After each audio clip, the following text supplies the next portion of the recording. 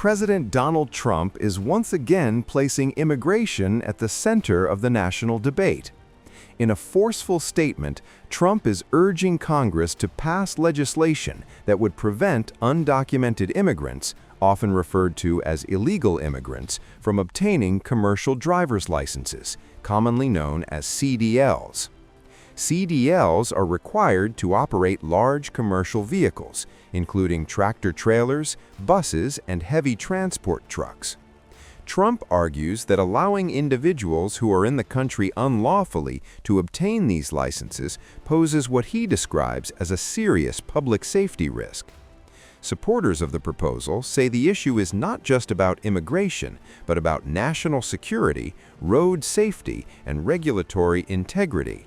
They argue that operating heavy commercial vehicles requires strict background checks, identity verification, and legal documentation.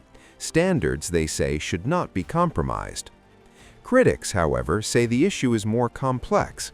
Several states have already expanded access to driver's licenses, including commercial licenses, to certain non-citizens, arguing that trained and tested drivers improve road safety, regardless of immigration status. They also point out that the trucking industry faces a significant labor shortage, and restricting CDL eligibility could impact supply chains and interstate commerce.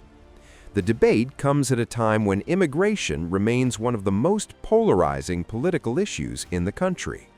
Trump's call to action is expected to energize his base, particularly voters who prioritize border security and stricter immigration enforcement.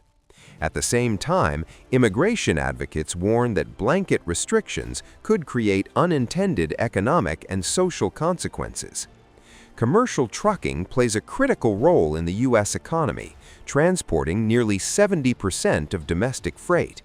Any federal legislation affecting CDL eligibility would likely trigger legal and political battles between state and federal authorities. As of now, no formal bill has been introduced in Congress specifically tied to Trump's latest statement.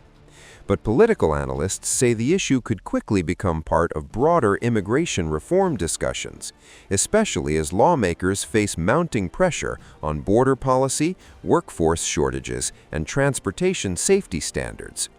The key question now: will Congress take up the proposal, and if so, what would the final legislation look like?